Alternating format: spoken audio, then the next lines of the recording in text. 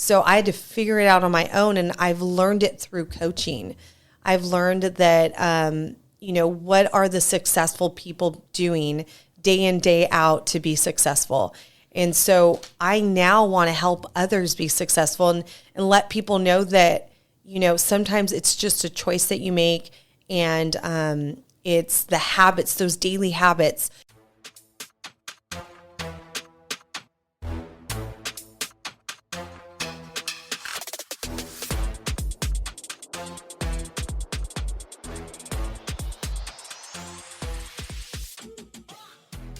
Welcome to Breakthrough with Chris Medellin. These are stories from remarkable, diverse people who have fought to break through and take their career to the next level. And I'm excited because I am here with At Home Loans with Melissa Monjaraz, right? Did I say that right? She is a top 1% loan officer, 20 years in the industry. She is teaching you the things that you didn't learn in school. She is Spanish speaking, and she is inspiring with her brand other Latinas in the industry to come up, find their voice, and do amazing things. And so I am lucky to have you. I've been trying to do this for months now, DMing you. We met at the Ford event. So Thank you so much for finally being here today. You're welcome. And It's definitely meant to be. Well, it's funny, right? We almost didn't do this. We luckily you work right down the street. Yep. So we thought it was a Zoom, and she was like, "Is this a person?" I was like, "It's a person." She's like, "I'm there." So like literally in 5 minutes she came. So I'm so excited because I got to tell you the story of why I invited you to come on.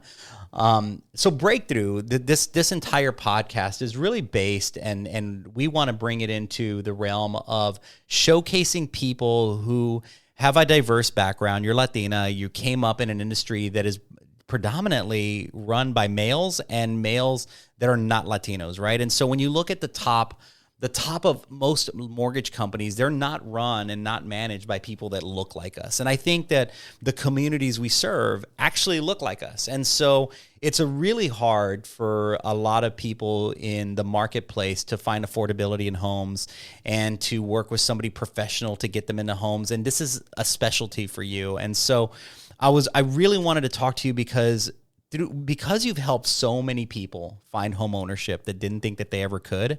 I wanted to talk about your story and what it was like to come up, because you had to have struggled. I mean, to be a top 1% loan officer, that's not easy to do. I mean, you have sacrificed so many things from your personal life. You're a mom, you have a 4-year-old, you're married.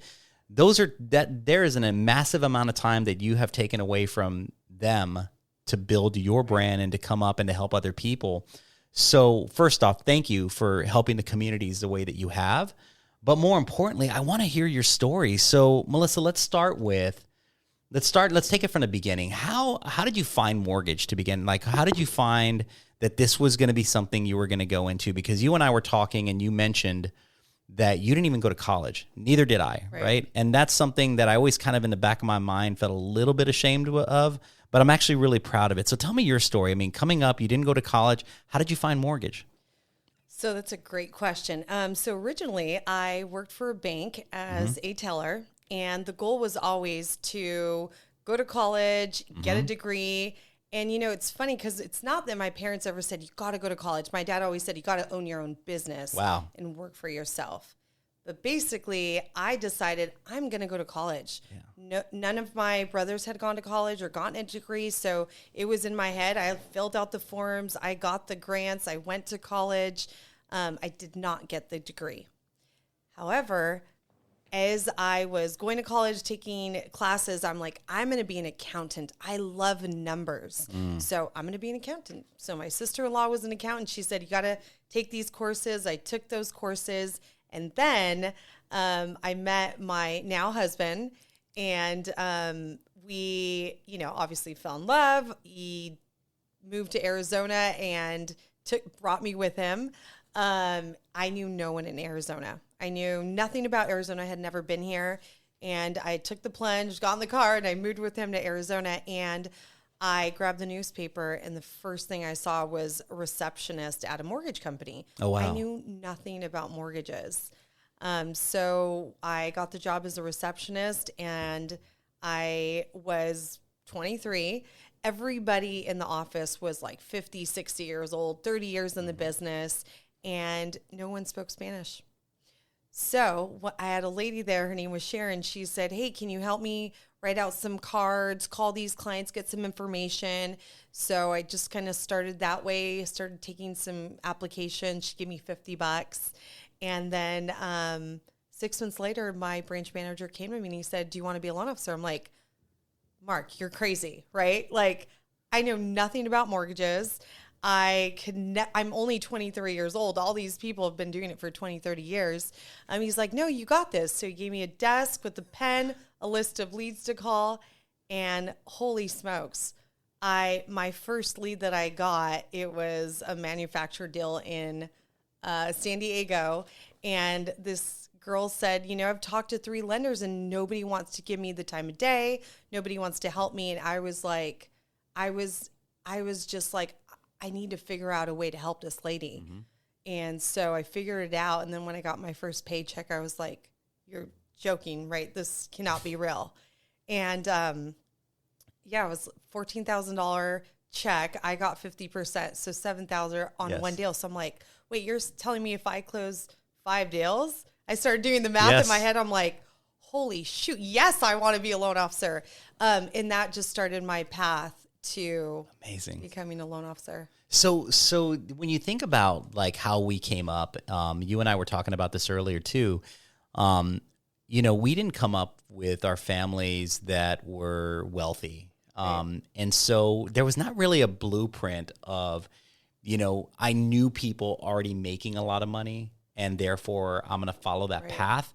You had to trailblaze a path, not only for you, but in an industry that doesn't have a lot of people that look like you. And so tell me about the moment, like, because I said it earlier, but like being a top 1%er is not easy. And the reason why I also invited you on was because you came out of nowhere for me. Like you were in my feed all the time. And I was like, she's cool. Like she has good style. She is doing some funny content.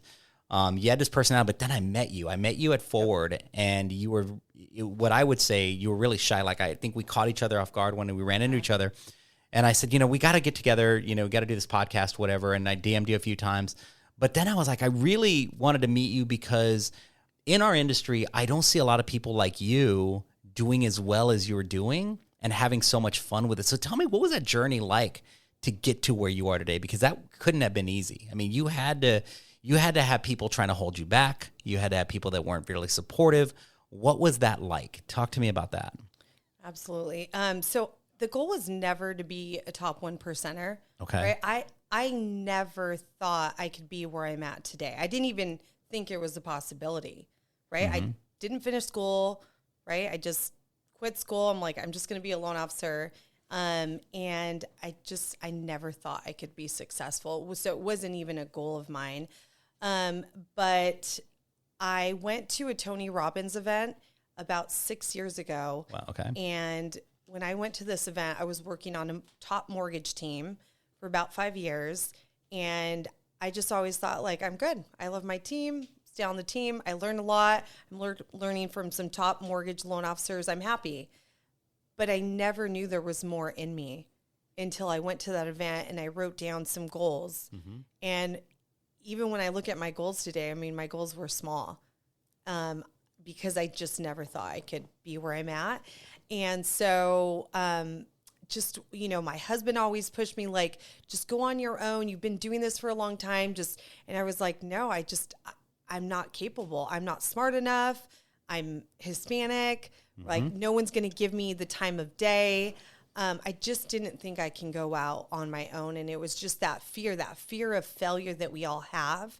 And Tony Robbins said it, the reason we don't take action or we stay in our comfort zone is because we're fear of failure. We don't think that we're worthy of anything more than what we're already receiving or getting or where we're at.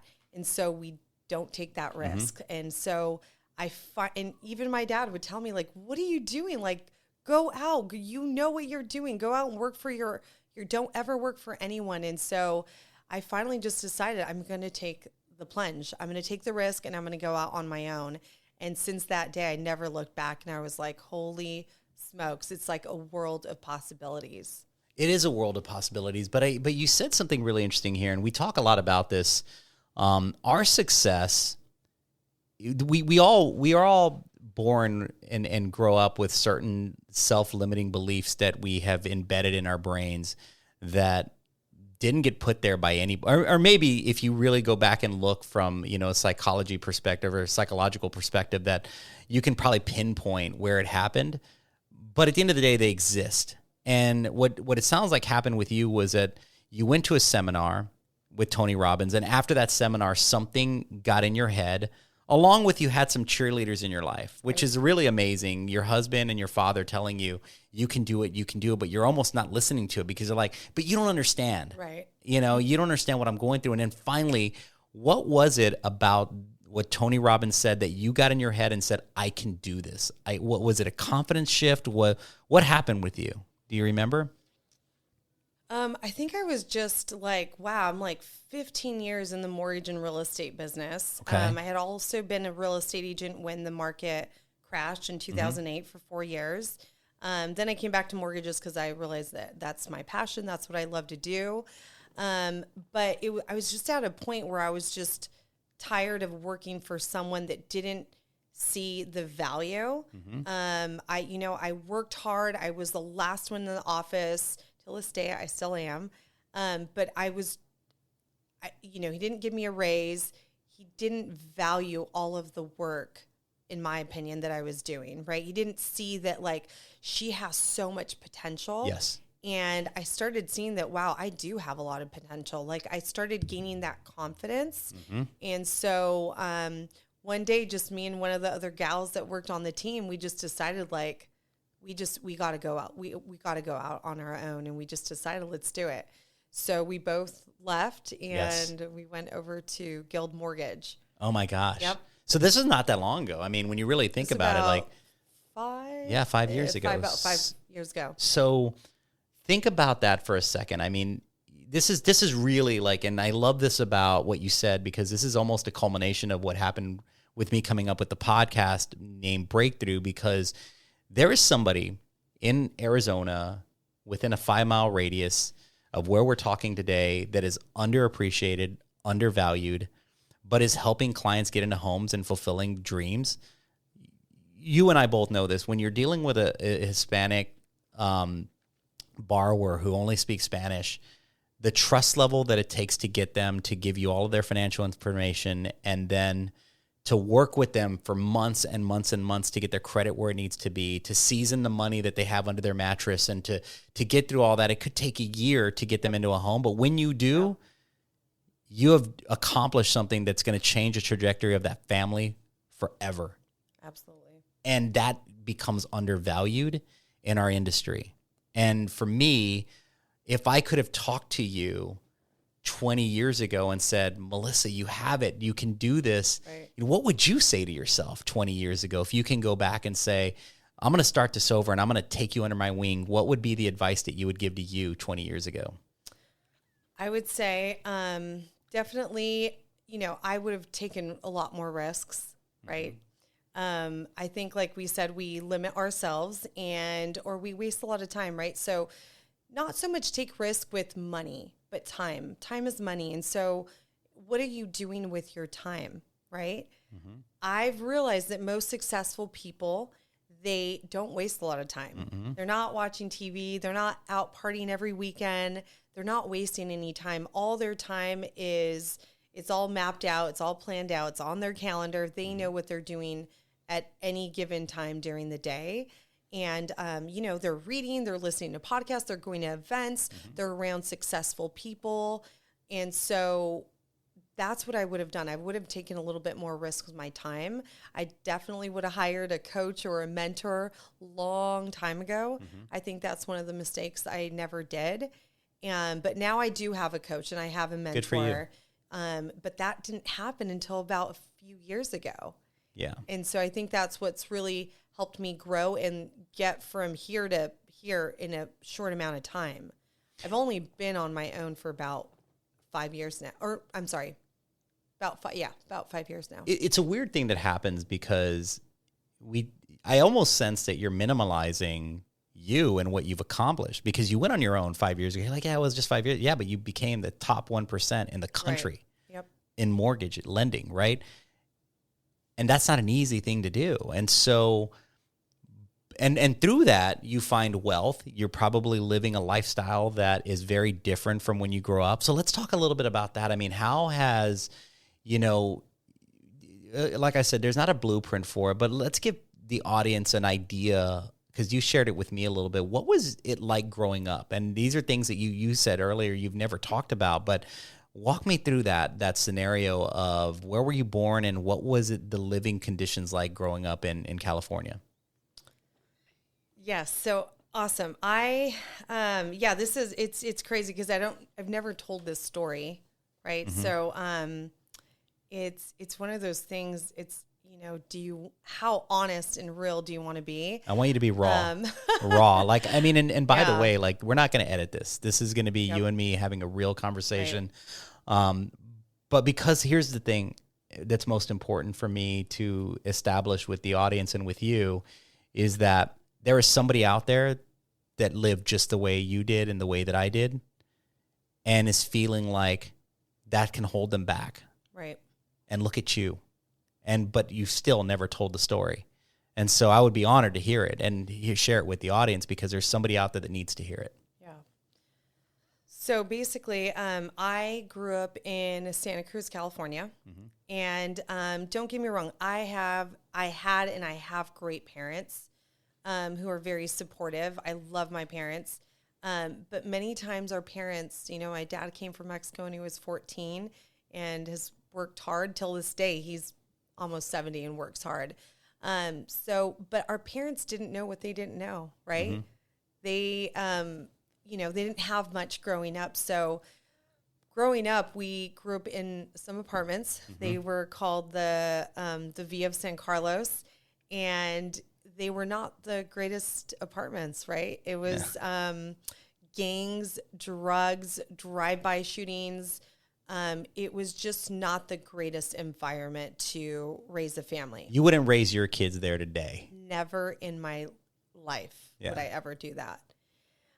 However, I know there's people that grow up in apartments like that, right? And so I grew up watching, my brothers, they were in the gangs. Till this day, my brothers have tattoos that say Mexicano, Sur 13. So I grew up around, a lot of my friends were in the gang.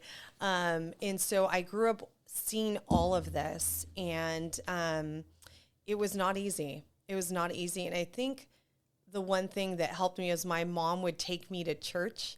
And so that kind of kept me in a straight line. She put me in cheerleading and dancing. And so I was involved in all these activities. And I think that kept me away from all of that. Although I still had, friends that were involved in that, and my brothers. And I saw a lot of things that I probably shouldn't have seen. And I'm sure a lot of people see growing up. But when I think about like what makes me successful, or why do I work so hard? It's not the money, right? It's not, I know a lot of people say, oh, I work hard because of my kids. I only have one child. I have a 4-year-old named Luca. And so I've been working hard since I started, since I was 23. So why do I work so hard? And I think when I really, really, really think about it, it's, I think because where I came from and what I saw, I think that many times in my career, I thought, I am not capable. I'm not smart enough. Like I said, I'm Hispanic. There's not a lot of Hispanics that are successful, let alone female, in the mortgage business. And so when I got into coaching 3 years ago, I coached with the Core. Mm-hmm. If you have ever gone to a Core event, it is mainly white males in their 40s. So if you're going to the restroom, it's like the male line for the bathroom. I mean, the line for the bathroom it's all males. And the ladies, we joke around. But even in my coaching program, I'm in the top level program. There's not a lot of females, let alone a lot of Latina females, right? I can count, like there's a handful, maybe 4 or 5. And so when I joined that coaching program and I looked around and I said, I can be successful too. And it's almost like I'm trying to prove to others that we can be successful. Everybody has the opportunity. It doesn't matter where you came from or how you grew up. It's a choice that you make. And like you said, we didn't have the blueprint, right? Our parents didn't have the blueprint.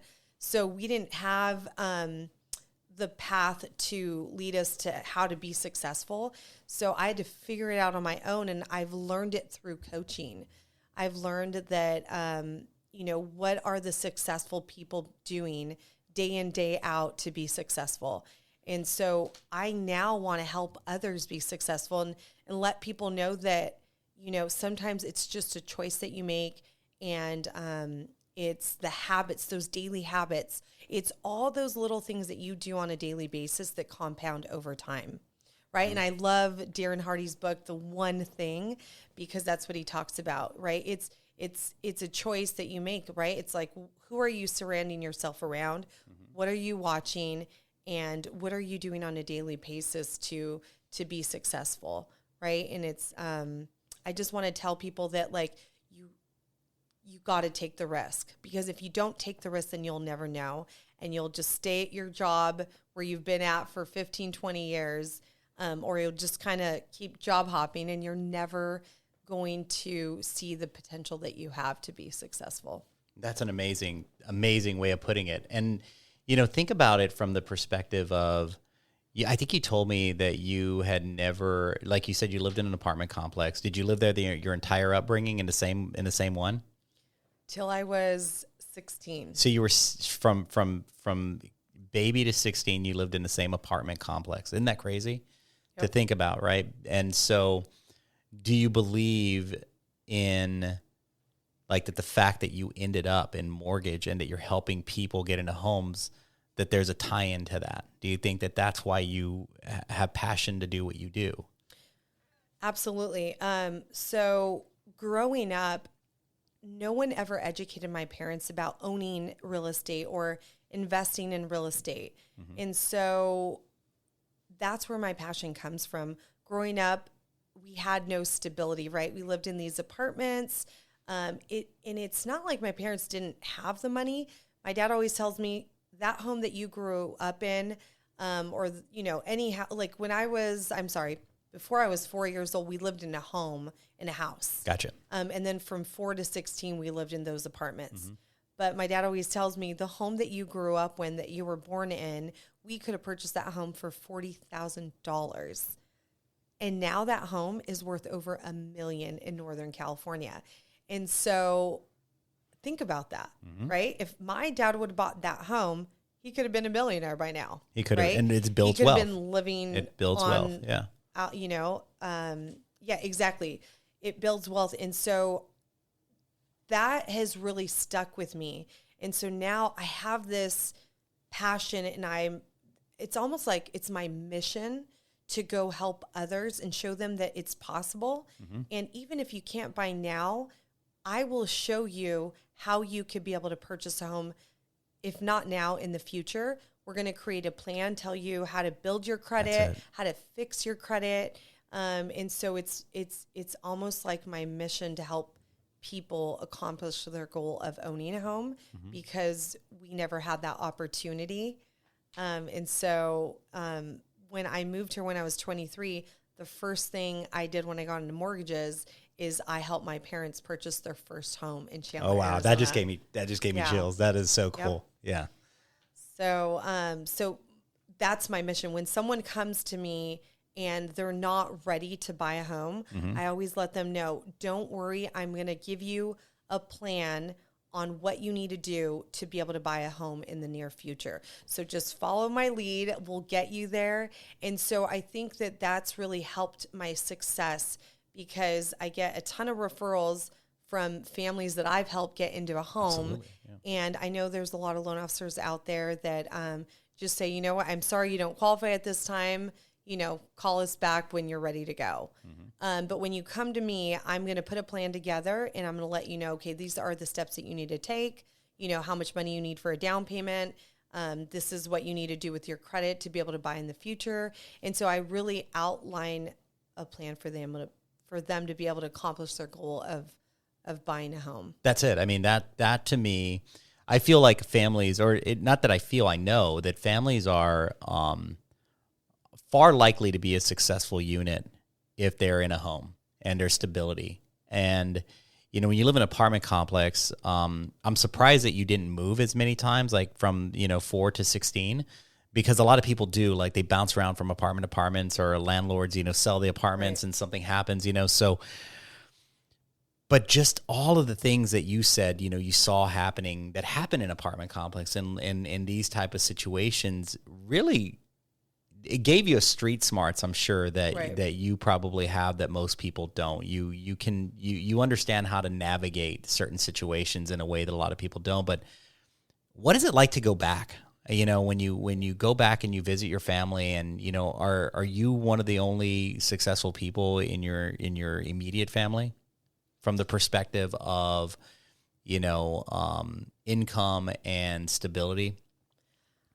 Yes. Yes. Then that's hard to say, right? But yes, I definitely am. And so a lot of my siblings, right, they look up to me, because I've had a lot of success. And so I think that's what drives me as well, because if I'm successful, then I'm able to help my siblings as well. Not only show them how they could be able to have their own home and build wealth and that kind of thing, but just be an example of what's possible. Yeah. Right? It doesn't matter where you came from, yes. Right? It doesn't matter what you've gone through. As hard as that is, you can too be successful. And so definitely I am one of the ones that have gone on to be successful. You even, like, I'm watching you say it, you're so it's uncomfortable hard. Saying this, but you broke through. Yeah. And congratulations for that, because I want you to feel really proud of yourself, because you a lot of times, like, so I'm super surprised, and I'll come back to what I was going to say, but in a second, but like I grew up very gang, there was the gangs in my neighborhood, were predominant, and both of my brothers were very well known. And as I was coming up, I had 2 older brothers, so I was lucky to have them. We never went to the same school. Like, I was always behind them, like maybe a year or two from following in their path. But they left a reputation everywhere they went, and so I was a little lucky that, because I was always smaller than everybody else. So I was really lucky that people just left me alone. They were like, "Oh, that's their brother. Leave him alone." And then I had to kind of get enough street smarts to know who to hang out with. Like, I always hung out with their friends, because then everybody would leave me alone. So I made it through, like, a war zone, in my opinion, of just kind of trying to be funny and try to hang out with the older people and pretend I was older.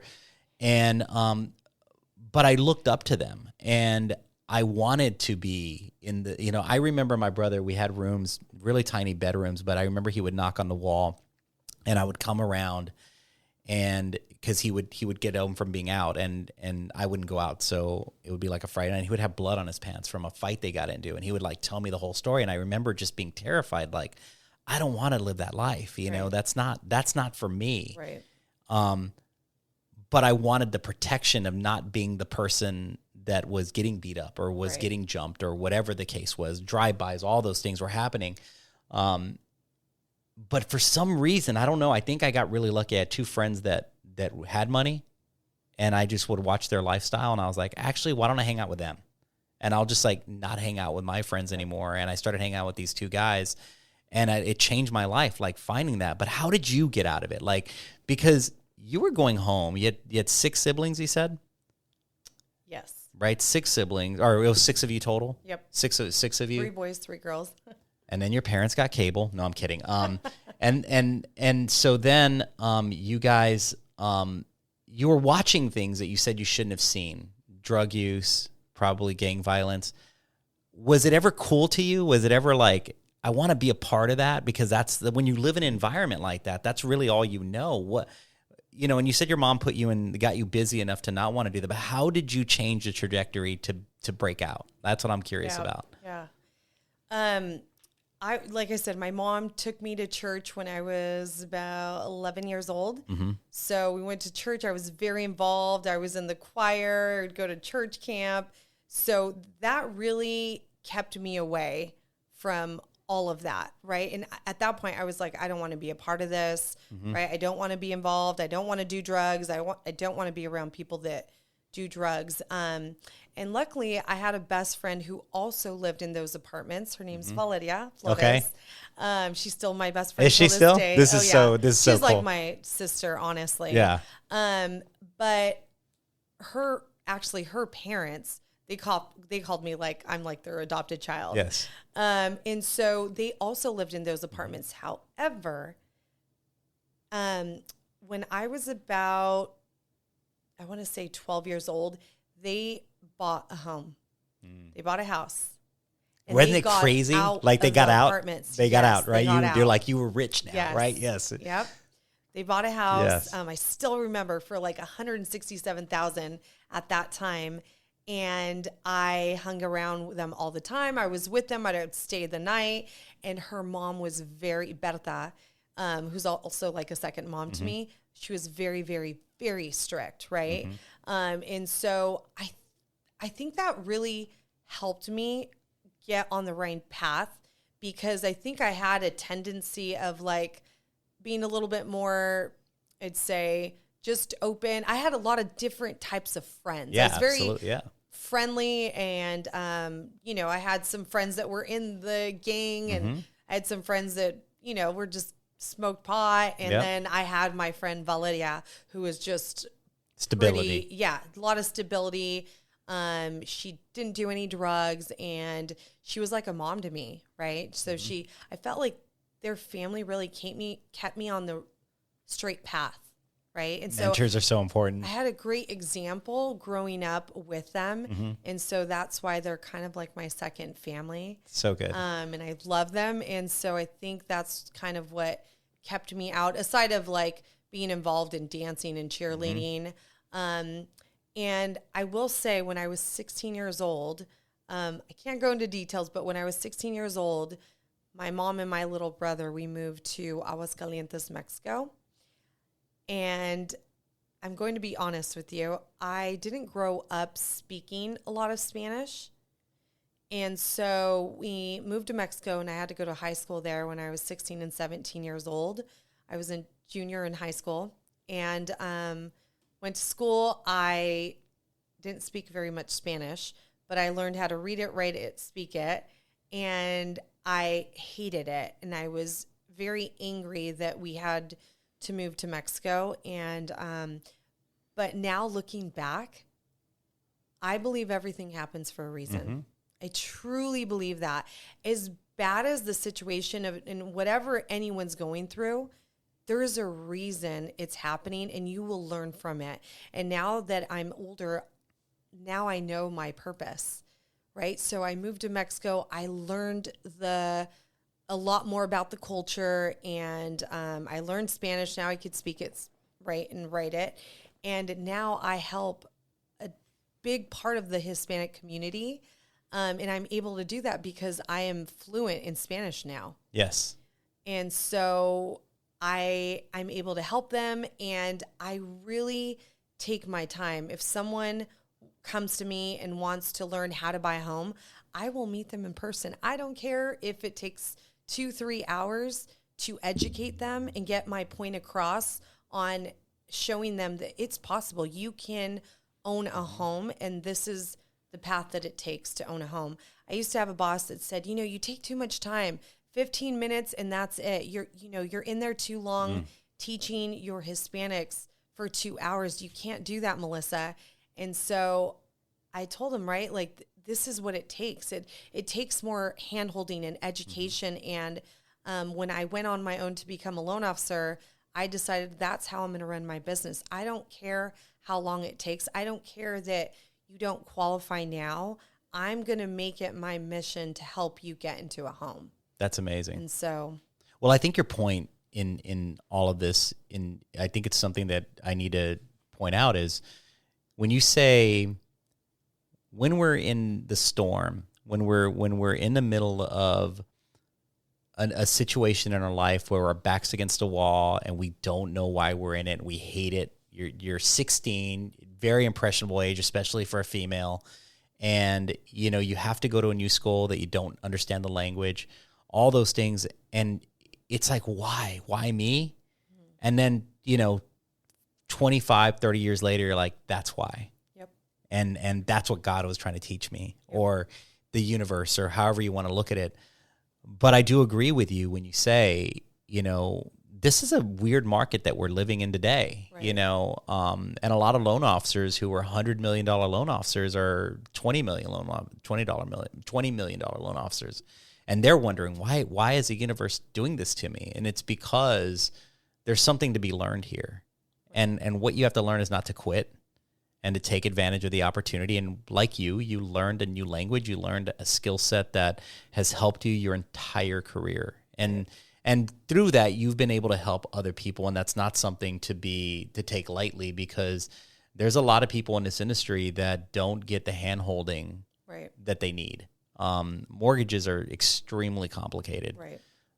There's a reason that it takes 30 days usually to get a mortgage, and you can say, yeah, we can do it faster and blah, blah, blah. But it's a manufacturing process, and there's so many hands, especially when you deal with the clientele that you're dealing with.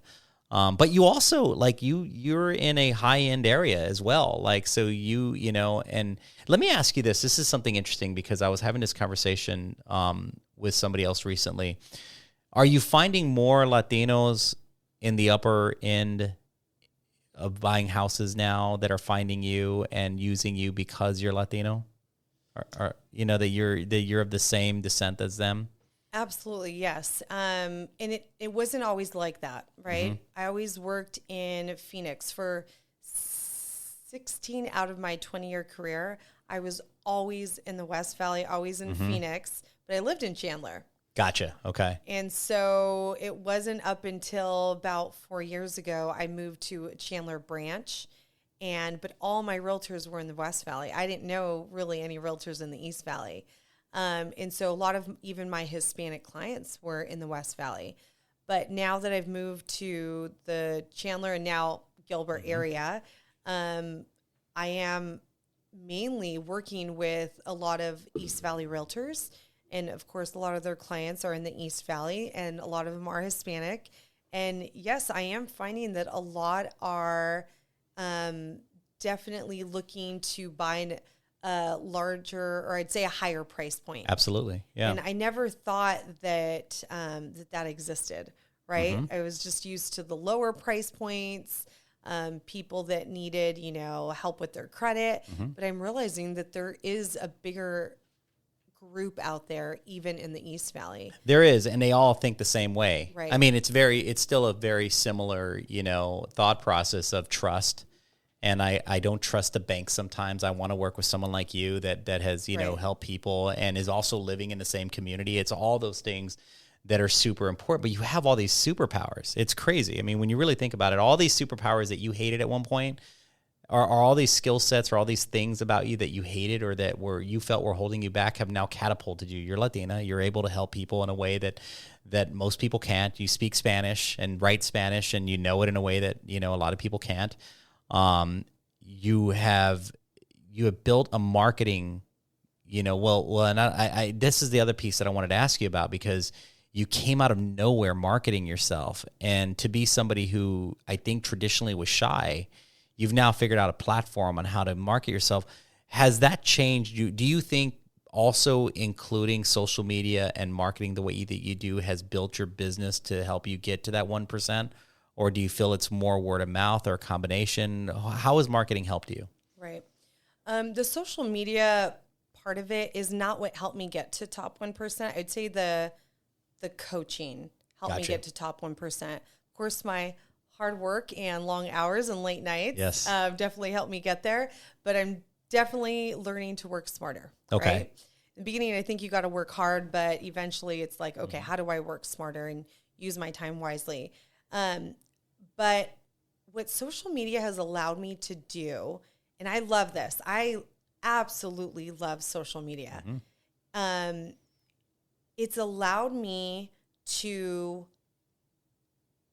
show people another side of me, that it's me, it's the real me, but people don't really get to see that, right? When I'm normally super shy, I don't like the camera. I don't like to be like the spotlight, or I don't like the attention on me. But at the same time, it's allowed people to see like the silly part of me, Absolutely. or the fun part of me, because I can be fun, I can be silly. So social media has really allowed me to do that.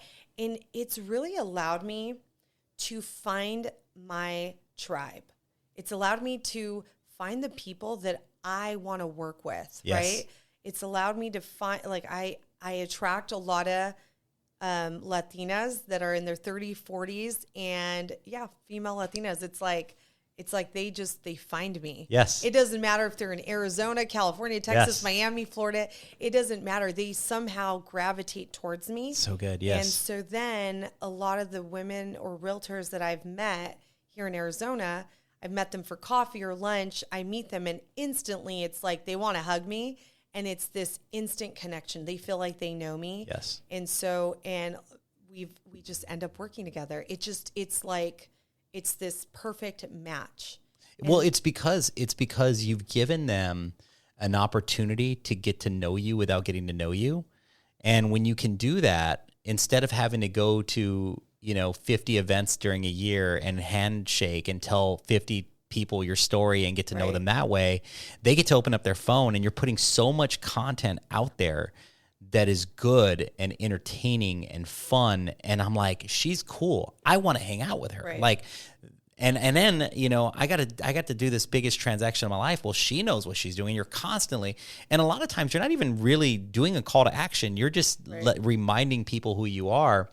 And I think what loan officers are missing are, which is a really good thing for someone like you, is that a lot of people aren't doing it. I mean, there's people doing it, but there's not a lot of people. I mean, and then to be Latina as well and successful and be able to, showcase that, it's an attractive thing, because people are like, if she can do it, I might be able to do it. Right. And through that, you're going to have growth, and there's going to be, I'm hoping even just one person calls you after this, says, I heard that. Right.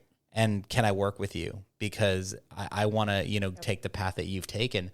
What do you say to that person? If there is a young Latina out there that's a similar story to you, but is afraid to break out, what would you say to them? Well, I get that all the time from a lot of my realtors who have never done video and they want to do video.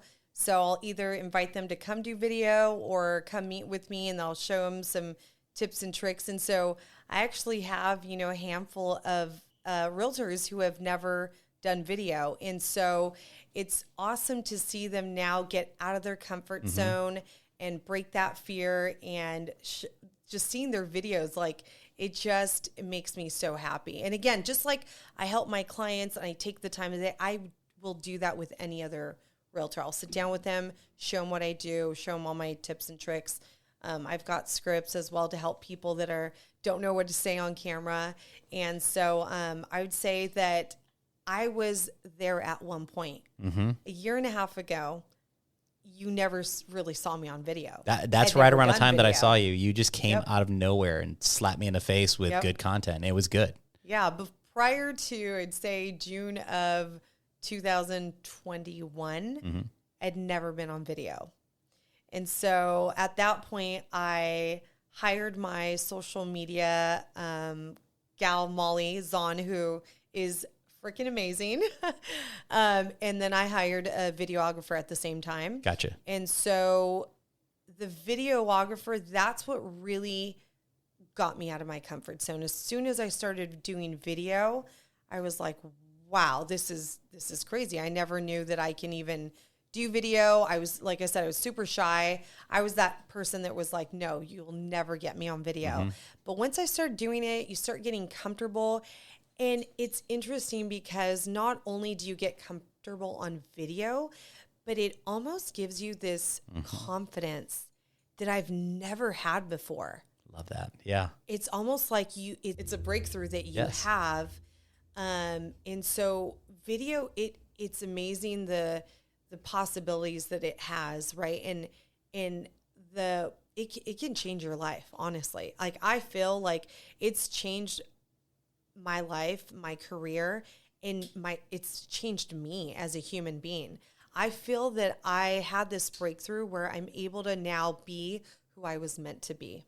I love that. It's almost like I've realized what my purpose is. Yeah. Right? And I'm able to now educate people off camera and on camera, and I can take this nationwide, right? Like, I can really show people what they're capable of doing. You're going to do big things. I mean, I see it. It's why I asked you to come, because I want this to be a bit of a time capsule to be able to say, I was able to get her. Now you have to pay to get her in the room with you, because you're going to blow up, and I see it, and I'm proud of you. I'm just happy to be in the room with you, because you've done some amazing things, and your social media is on fire.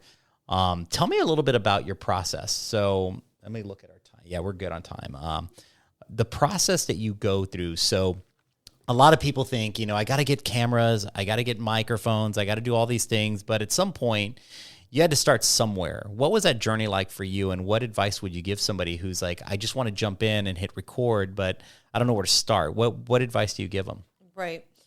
So I'll be honest, like I said, I mean, I did start out with the social media gal, and then who's still my social media girl, but and I started out with the videographer. Okay. And that's what helped me get out of my comfort zone, because what happened was I put it on the calendar, and I bought their program, right? Yeah. So it was on the calendar. My videographer would come every single Tuesday to my office. He'd showed up with this camera, with the lighting, and I had no choice. You had no choice. No. It's like time to do content. Yeah.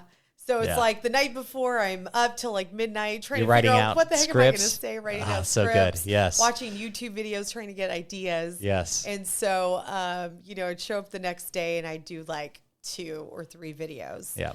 Where I'd try to memorize and figure out what the heck I was going to say. But I think that's the key, is we are loan officers, right? We're not videographers. We're not content creators. We do loans, and we don't have the time to come up with the ideas or the scripts, or we don't have maybe you don't have the money to buy the equipment, right? And so by hiring the videographer and my social media girl, they just show up, and then I show up, I do the videos, and I basically that's an interesting thing. do what I got to do. Well, that's not to interrupt you, but that's really interesting that you say it that way, because I've never heard anybody, and this is why I like just how practical you are, but it's like hiring, people drop insane amount of money to go hire a personal trainer. Right. Yet they won't go pay for a videographer, or, I mean, it's the funniest thing. So I have a videographer. He's right on the other side of this camera. And when I hired him, it was like, now I'm forced. Like, I was doing like maybe 1 or 2 a week. Right. And now I got to pump it out. Right. And even then I'm thinking I'm leaving business on the table from not doing enough of it. But that forced me to use him and to utilize him, because I couldn't live with myself if he was just sitting around doing nothing. So that's one. Then number 2 is you can get the videographer, but then somebody has to edit that. Right. And you and I both know that we are not editors. Nope. And so people get mad because they're like, well, you said you would video me. Yeah, but you got to get an editor. You got to spend money. Right. And most people would be more willing to go pay for a Zillow lead or a personal trainer than to pay for marketing their own business. And it's crazy to me. So for you hired a social media coach. And what did that social media coach do for you? Did they help you with scripting? Did they help you with, angling and lighting? What did they do? What was their position or their role to help you get going? So I'd say she's like a social media manager. So she handles my social media. Okay. She does all the content calendar. She posts. She helps me with the captions, and she shows up in my office, and then we do reels. Basically, Gotcha. That's what we do together. Okay. So she shows up. She comes up with the ideas. I give her ideas. Yep. And then basically she just tells me, okay, this is what I think we should do. You give me some ideas, and then we just start shooting. but she edits the reels. That's good because that's the hardest piece, That's the right? hardest piece. Yep. So the mechanic piece is hard, and like I mean, after a while, it's not that hard, but you got to do a job. You have customers you got to help, right? So like this is a piece that you need to farm out and delegate to somebody. But so because one of the things that I noticed about you is you have very good like content that's geared towards the millennial person that wants to buy and educational video. But then you have, this is where your fire is. Then I get to see your cool outfits. You're always rocking a cool belt. I think I told you that the other day. and but these are part of your brand. You're like, I'm going to show, but then you do these like dancing and you're not afraid to get uncomfortable. Whereas I think everybody's terrified of that. So is that where the social media manager comes in? She says like, we're going to do some fun stuff and you're going to get a little uncomfortable. And then now you're like adding to that, or how does that work? Yeah, I think so. My social media girl, if you guys never met Molly, you got to meet Molly. But Molly is super funny. Like she should have been like an actor or a director, an actress or a director. Honestly, where do we find her at Molly? At Molly Zahn. At Molly Zahn. Okay. It's at Molly_Zahn. Okay. I can get you the information. It's all good. She's on Instagram and she's freaking amazing. Awesome. I love her. But she makes me look good. But I would say that I told Molly one day because I want everything to be fun, right? Like, absolutely. Yes, we're doing business together, and yes, I'm, looking to partner with realtors, but at the same time, like, I just want it to be fun, right? And so when I was little, my dad had one of those huge video cameras back in the day. Right now they're small, but he had a huge video camera. That you just stick the whole videotape in there. Yes. Those are money. Because then I didn't convert anything. Yeah. Those are money. So it's funny because he invested in that back those in the 80s. Those are like $1,000. Yeah, they were not cheap. Expensive. Yeah, they were, yeah. So till this day, we have, I don't even know, 50 videos of when we were little. Yeah, doing music. Did you do the music videos? All the time. Yeah. I have tons of music videos. I should actually you should post one, those. Right? Yes, Got to that'd convert be so it to good. yeah. But I have a lot of videos, and my dad used to put the video or the camera on a stand, and he'd just leave it there all day. And we'd play music videos in the background. You could actually see them on the huge TV, and we'd just dance in front of it. And I was always the kind of like the shy one. My sister was all outgoing, and I always wanted to be like her. My cousins were like super good on camera, and I was just the boring shy one. But I told Mom, and then I got into dancing. I was a hip hop dancer. I was like, you posted one today. I think it was today or yesterday, and I was like, dude, like this is good. Like you got like, because I watched it like 3 times, and I was like, this is like not just normal. This is good. The timing was good. Everything was good. I was like, she's legit. But that you have a background in it. That's pretty badass. Yeah, I was on a dance group. We were called Positive Vibe. We went to like Italy and. Are you serious? Yeah, performed all over. And this is at the time of like. I was like 18, 19. In 20. Living Color, like the backup dance. That was like the culmination. Jennifer Lopez was on there. That was like everybody wanted that group. Yeah, I know. I should have said that before I wanted to become an accountant. My dream was to go to LA and become a backup dancer, just like in Living Color. I'm like, I want to be like Britney Spears or J-Lo. Like, I want to be a backup dancer. Unfortunately, that didn't happen, but you get a chance to do that, right? And this is the cool thing about social media, and for people who are in mortgage, our business, even though we're helping people and it's fun to get people into homes, it is there's nothing sexy about mortgages, right? It's a manufacturing process.